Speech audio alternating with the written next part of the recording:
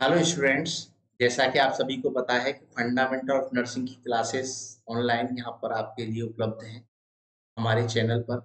तो आज उसी कड़ी में हम प्रोफेशनल नर्स, जैसा कि मैंने पिछले वाले में आपको बताया था कि प्रोफेशनल नर्स पर अगला वीडियो आएगा। तो आज हम प्रोफेशनल नर्स के बारे में बात करेंगे कि जो नर्स है वो क्या होती है और उसका क्या कार्य होता है। तो सबसे पहले हम बात करेंगे प्रोफेशनल नर्स के बारे में।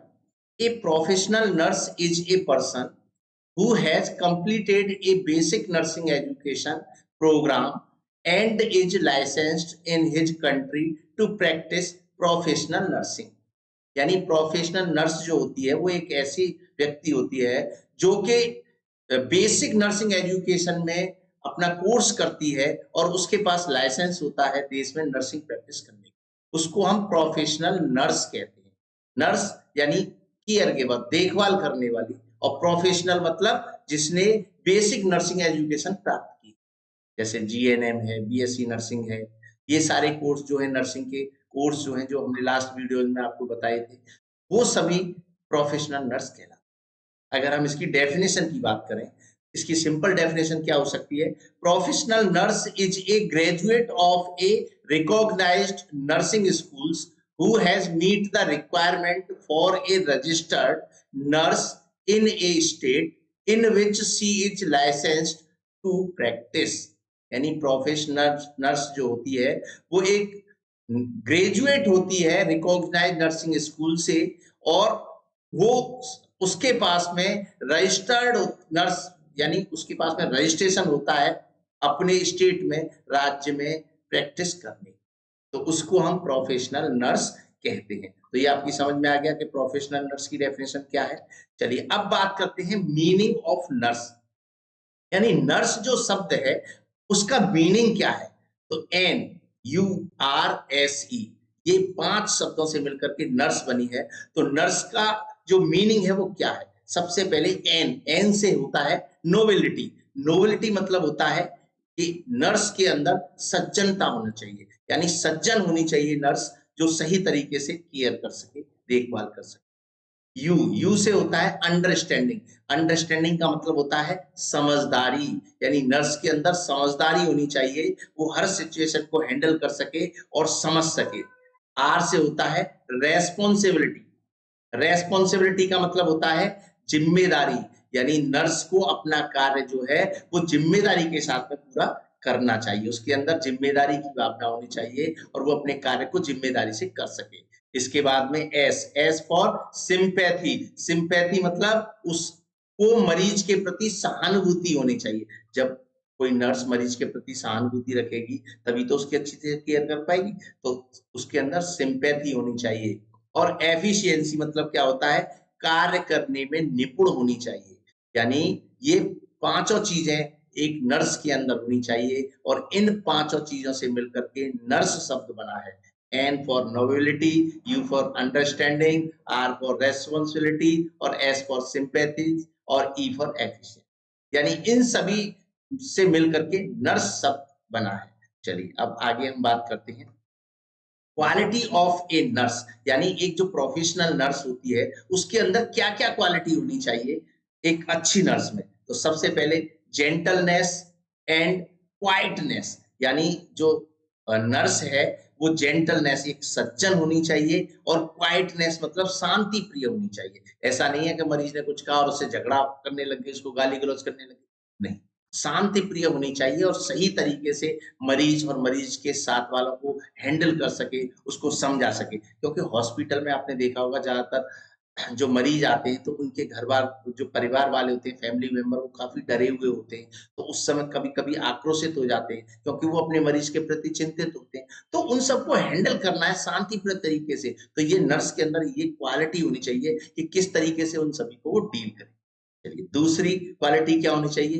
Good physical and mental health, यानी उसकी शारीरिक और मानसिक स्थिति अच्छी होनी चाहिए। क्यों अच्छी होनी चाहिए? अब पता चला कि वो घर से खुद नर्स जो है वो घर से झगड़ा करके आ रही है और वहां हॉस्पिटल में आ गई, और वहां मरीज बेचारा कुछ पूछ रहा है, उसको फिर उस पर अपनी सारी गुस्सा उतार रही है घर की झगड़े की। नहीं, वो शारीरिक और मानसिक रूप से सही होनी चाहिए, तभी वो एक अच्छी तरीके से मरीज की केयर कर सकती है, उसकी बीमारी को समझ सकती है और उसको एक अच्छी देखभाल दे सकती है। उसके बाद में और क्या क्वालिटी होनी चाहिए तीसरे नंबर पे, ऑनेस्टी एंड लॉयल्टी, यानी नर्स जो है वो अपने कार्य के प्रति ईमानदार होनी चाहिए और वो विश्वास पात्र होनी चाहिए, तभी तो वो सही तरीके से केयर कर पाएगी। और उसके अंदर क्वालिटी होनी चाहिए डिसिप्लिन एंड ओबीडियंस। डिसिप्लिन यानी वो अनुशासन में कार्य करे, उसे पता है उसकी कार्य क्षमता यानी कार्य क्षमता क्या है और कार्य की सीमा क्या है, उसे किस दायरे में रह करके कार्य करना है। और ओबीडियंस, ओबीडियंस मतलब आज्ञाकारी होनी चाहिए, उनको जो भी गाइडेंस दी गई है उनको फॉलो करते हुए उसे मरीज की केयर करनी चाहिए।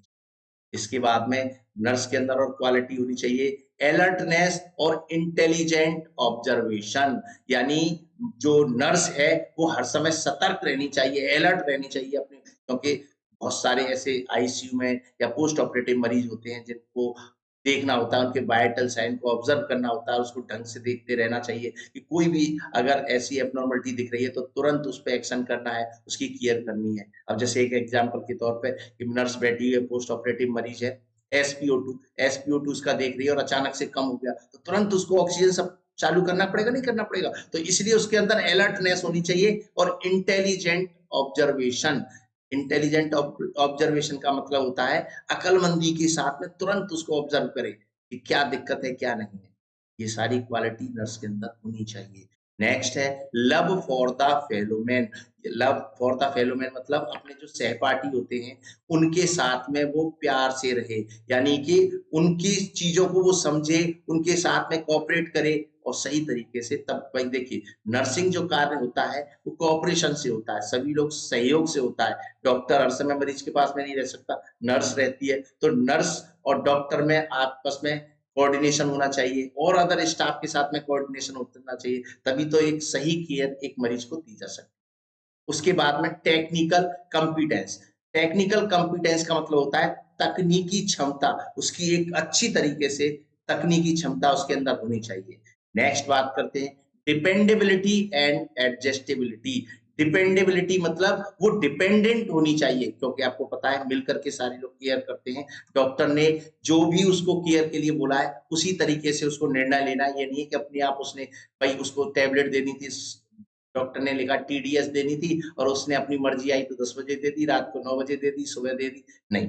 जो यानी डिपेंडेबिलिटी वो डिपेंड है किस पर, डॉक्टर की, डॉक्टर ने जो भी गाइडेंस दी है उस पर डिपेंडेबिलिटी होनी चाहिए। और एडजस्टेबिलिटी, एडजस्टेबिलिटी का मतलब होता है सिचुएशन के आधार पर वो अपने आप को एडजस्ट कर सके, तो उसके अंदर ये क्वालिटी होनी चाहिए। और क्या क्वालिटी होनी चाहिए, ability to inspire confidence. Ability का मतलब होता है क्षमता और इंस्पायर कॉन्फिडेंस का मतलब होता है कि उसके अंदर आप जो इंस्पायर करने की होती है, यानी मरीज को उसके अंदर आत्मनिर्भरता होनी चाहिए और आत्मविश्वास उसके अंदर होना चाहिए कि वो किसी मरीज को इस तरीके से कॉन्फिडेंस में लाए, उसको आत्मविश्वास दिलाए कि वो ठीक हो जाएगा, तो इस तरीके से उसके अंदर ये क्वालिटी होनी चाहिए। और अगला है रिसोर्सफुलनेस। रिसोर्सफुलनेस का मतलब होता है जो कुशल उपाय, यानी वो जो भी कार्य कर रही है उसमें उसकी कुशलता होनी चाहिए, वो संसाधनों का सही प्रयोग कर करके और उसको मरीज को ठीक कर सके। जैसे कोई कार्य करना है, कोई तो संसाधन का प्रयोग करना है तो उस उपाय में यानी उस कार्य में वो कुशल होनी चाहिए।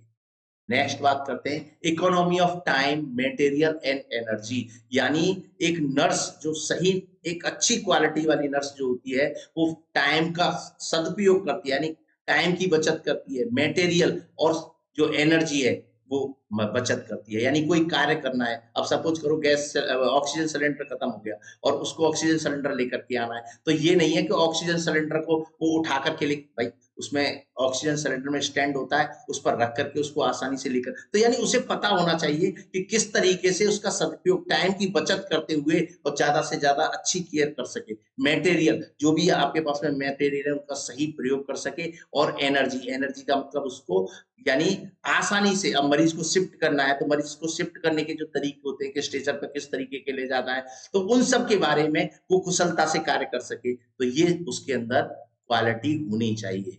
और इसके बाद में है courtesy and dignity. Courtesy and dignity का मतलब ये होता है कि उसके अंदर शिष्टाचार शिष्टाचार होना चाहिए और मर्यादा होनी चाहिए कि किस तरीके से उसे कार्य करना है। शिष्टाचार की भावना से उसको मरीज की देखभाल करनी है, तो ये सारी चीज़ें क्वालिटी उसके अंदर होनी चाहिए। और क्या क्वालिटी होना चाहिए? Sympathy, empathy, tact and pace. Sympathy सहानुभूति, एम्पैथी मतलब हमदर्दी, यानी मरीज के प्रति उसको सहानुभूति और हमदर्दी होनी चाहिए, तभी तो मरीज ठीक हो पाएगा। और उसके अंदर टैक्ट यानी तेज तर्रार होनी चाहिए। और पेस, पेस मतलब तेज तर्रार, यानी टैक्ट मतलब उसके अंदर किसी भी कार्य को करने की कुशलता होनी चाहिए, और पेस मतलब तेज तर्रार होनी चाहिए। इसके बाद में इंटेलिजेंस एंड कॉमन सेंस, उसके अंदर इंटेलिजेंस चातुर्य होना चाहिए सही तरीके से, यानी अकलमंद होनी चाहिए, आईक्यू लेवल उसका अच्छा होना चाहिए। और कॉमन सेंस, कॉमन सेंस का मतलब होता है कि उसके अंदर किसी भी चीज को समझने की क्षमता होनी चाहिए। और क्या होना चाहिए? Patience and sense of humour. Patience बहुत जरूरी है। अगर आप पेशेंस नहीं रखेंगे तो किस तरीके से एक अच्छी केयर कर सकती है नर्स। तो भाई नर्स के अंदर पेशेंस तो बहुत आवश्यकता होती है। जैसे कि आपको हमने पीडिया वाले में भी बताया था, जब टॉपिक की हम बात कर रहे थे, कि एक छोटा बच्चा है और उसको जब माँ कुछ भी शुरुआत में बीनिंग जो है वो स्टार्ट करती है, तो बच्चा क्या है, उसको नहीं खाता है, बार बार बाहर उगल देता है, तो माता को पेशेंस रखना होता है, तभी तो वो बच्चा खाता है। तो ऐसे ही मरीज के साथ में भाई एक नर्स को अच्छी तरीके से पेशेंस रखना है। पेशेंस रखेगा क्योंकि नर्स है, नर्स जब केयर कर रही है तो हो सकता है मरीज की ऐसी कंडीशन है कि वो थोड़ा दुर्व्यवहार भी करे, तो मरीज जो नर्स है उसको पेशेंस रखना चाहिए, और सेंस ऑफ ह्यूमर उसका बहुत अच्छा होना चाहिए ताकि वो सारी चीजों को समझ सके। तो ये सारी क्वालिटी जो है वो एक नर्स के अंदर होनी चाहिए। अब बात करते हैं हम फंक्शन ऑफ नर्स। जो प्रोफेशनल नर्स है उसका फंक्शन यानी कार्य क्या है? तो फंक्शन ऑफ नर्स में सबसे पहले हम बात करते हैं नर्स का जो फंक्शन है।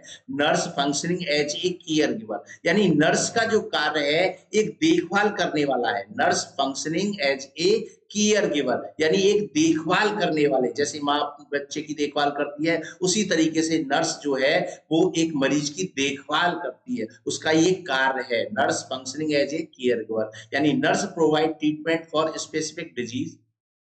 Nurse give the patients holistic health care, physical, psychosocial, developmental, cultural and spiritual while preserving the client dignity।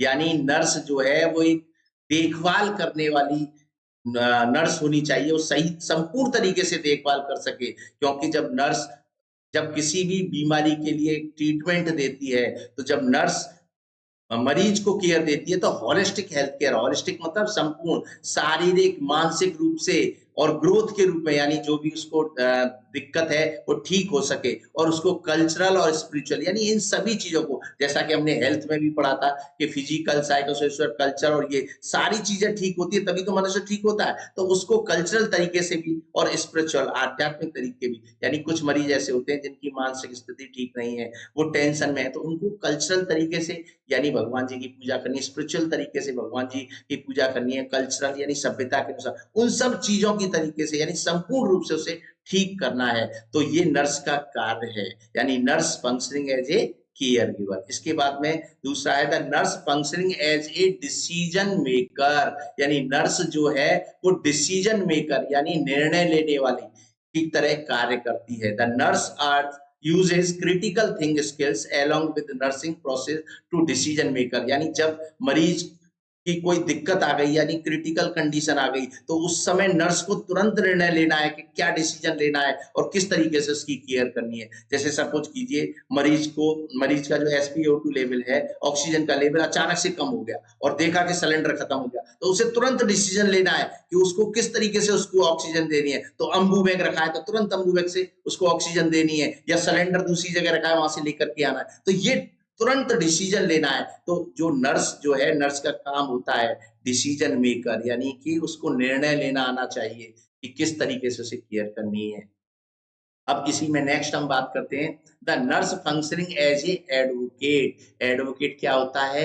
Nurse का जो कार्य है वो एक सलाहकार की तरह कार्य करती है। सलाहकार की तरह यानी जब जो पेशेंट होता है, जब उसको कोई दिक्कत होती है या उसको सलाह लेनी होती है, तो वो नर्स से की राय लेता है, तो नर्स को उसको इस तरीके की सलाह देनी है जिससे कि उसकी जो डिजीज है उसमें रिलीफ मिल सके, उसके स्वास्थ्य में लाभ हो सके। तो इसी तरीके से नर्स का एक जो कार्य है वो एक सलाहकार के रूप में है, यानी वो नर्स जो एक सलाहकार के रूप में कार्य करती है। As an advocate the nurse protect the patient, the nurse assist the client to express their legal rights. The nurse also work to preserve the client's legal and human rights in times of health and illness and also during the process of dying. यानी मरीज जो है अगर मरीज को कोई दिक्कत है तो नर्स जो है उसको सलाह देती है कि उसके लिए क्या-क्या लीगल जो कानूनी जो अधिकार हैं उन सब के बारे में उसको बताती है और उसको ये बताती है कि किस तरीके से उसका अधिकार है एक अच्छी देखभाल के लिए, और उसको ये सारी चीजें बताती है कि प्रोसेस ऑफ डाइंग, यानी अगर कोई व्यक्ति की मृत्यु हो रही है तो उस समय उसको क्या-क्या चीजें करनी है और क्या-क्या नहीं। तो इस तरीके से नर्स का जो कार्य है वो एक एडवोकेट यानी सलाहकार का भी है, वो एक सलाहकार के रूप में भी कार्य करती है। इसके बाद में बात करते हैं the nurse functioning as a manager. एक सलाहकार के साथ साथ वो मैनेजर यानी प्रबंधक के रूप में भी कार्य करती है। मैनेजर का मतलब होता है जो मरीज की आवश्यकता है उसका इंतजाम करना, उसका प्रबंधन करना। तो nurse functioning as a manager, as a manager nurse manages and coordinate patient care. जो नर्स है वो मैनेज करती है और कोऑर्डिनेट करती है जब वो किसी पेशेंट की देखभाल कर रही है, सुपरविजन कर रही है और गाइड्स करती है पेशेंट को, उसके परिवार वालों को और other members of health team.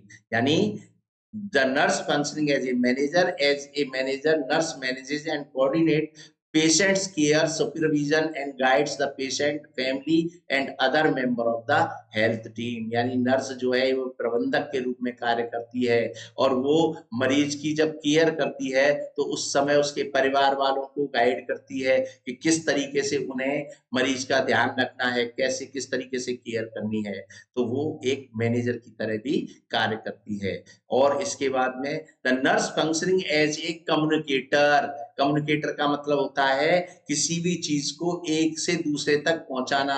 तो नर्स का काम जो है वो एक कम्युनिकेटर की तरह भी है, क्योंकि नर्स जो है वो एक बीच की कड़ी है, मरीज और डॉक्टर को आपस में जोड़ती है। क्योंकि हर समय हमने जैसे पहले भी बात कर चुके हैं कि डॉक्टर हर समय मरीज के पास तो नहीं रह सकता, कौन रहता है, नर्स रहती है, वो केयर करती है। तो वो सारी कंडीशन की डॉक्टर को जानकारी देती है और डॉक्टर के द्वारा बताए गए निर्देशों का पालन करते हुए वो मरीज को भी गाइडेंस करती है और वो बताती है कि उसे अपने स्वास्थ्य का कैसे ध्यान रखना है, किस तरीके से दवाई लेनी है। तो ये क्या है, कम्युनिकेटर, यानी नर्स जो है वो एक कम्युनिकेटर के रूप में भी काम करती है। तो the nurse functioning as a communicator, the communication is the best method to care the patient as nurse by using communication provide the information about the medicine and treatment to patient for better care and effectively maintain the IPR with the patient।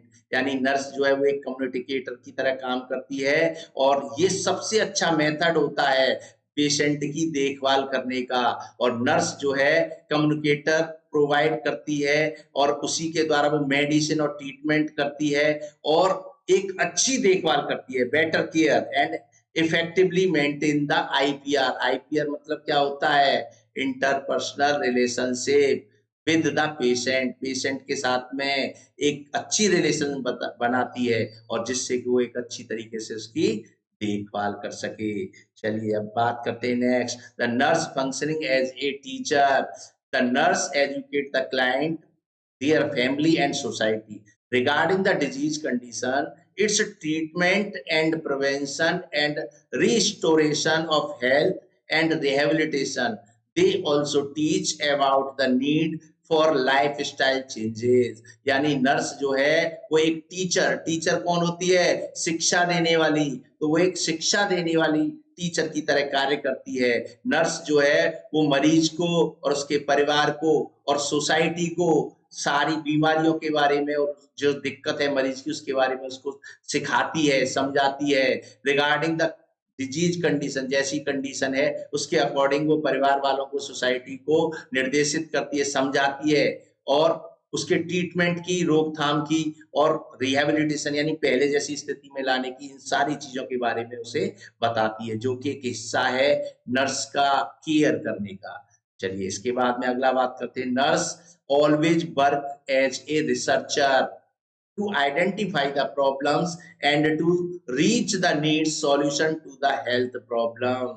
Nurse जो है वो हमेशा एक researcher का मतलब होता है नई नई चीजों को खोज करने वाली, रिसर्चर की तरह काम करती है, क्योंकि जब वो एक मरीज को केयर दे रही होती है तो उस समय उसको कई समस्याओं का सामना करना पड़ता है। अब सपोज कीजिए कि जैसे बेड है और बेड के साइड में हैंडल्स होते हैं सपोर्ट करने के लिए। अब अभी किसी बेड पर अब अनकॉन्शियस पेशेंट है और साइड रेल्स नहीं है, तो वो कैसे प्रोटेक्ट करेगी? तो वो क्या करती है, वो एक नई-नई चीज़ों की इजाद करती है, वहाँ पे जो भी संसाधन है उसके हिसाब से, यानी सपोज कीजिए कोई वॉल है, दीवार है, तो उसके पास में उसका बेड करेगी और दूसरी तरफ क्या है, वो जो बैठने के लिए बेंच होती है उसको लगा करके वहाँ मरीज को बिठा देगी। तो उससे क्या होगा, वो दोनों तरफ से प्रोटेक्ट हो जाएगा। तो ये क्या किया उसने, एक नई रिसर्च कर ली कि भाई इस तरीके से हम प्रोटेक्ट कर सकते हैं, ये संसाधन हमारे पास नहीं है, तो जो हमारे पास है उसका प्रयोग कर सकें। तो नर्स जो है वो हमेशा एक रिसर्चर की तरह काम करती है और नई-नई बीमारियों के नए-नए सॉल्यूशंस का रिसर्च भी करती है कि अब किसी मरीज को कोई दिक्कत है, तो उसको क्या-क्या साइन सिम्पटम्स आए और किस तरीके से उसने उसको डील किया। तो ये नई-नई चीज़ें हुई। तो यानी जैसा कि हम बात कर चुके हैं कि जो नर्स का काम होता है, वो ट्रीटमेंट करना होता है मरीज का। तो ट्रीटमेंट कैसे किया जाता है? आइडेंटिफाई द प्रॉब्लम, यानी जब हम मरीज की प्रॉब्लम को समझेंगे तभी तो उसको ट्रीट कर सकते हैं। तो आइडेंटिफाई प्रॉब्लम करने के लिए नर्स जो है वो नए नए रिसर्च करती है और उन तरीकों से वो उसकी जो प्रॉब्लम उसने आइडेंटिफाई की है उसको सॉल्यूशन करती है। तभी तो हेल्थ जो सॉल्यूशन है वो किसके द्वारा किया जाता है, नर्स के द्वारा। किसके द्वारा, किस तरीके से? नई नई रिसर्च करके आइडेंटिफाई द प्रॉब्लम को पहचान कर करके। तो ये जो हम बात कर रहे थे, हम बात कर रहे थे प्रोफेशनल नर्स की। तो इसी के साथ में अगला जो हम लेकर के आएंगे फंडामेंटल में, वो टॉपिक लेकर के आएंगे कोड ऑफ एथिक्स। तो आप लगातार हमारा चैनल देखते रहिए। धन्यवाद। Thank you.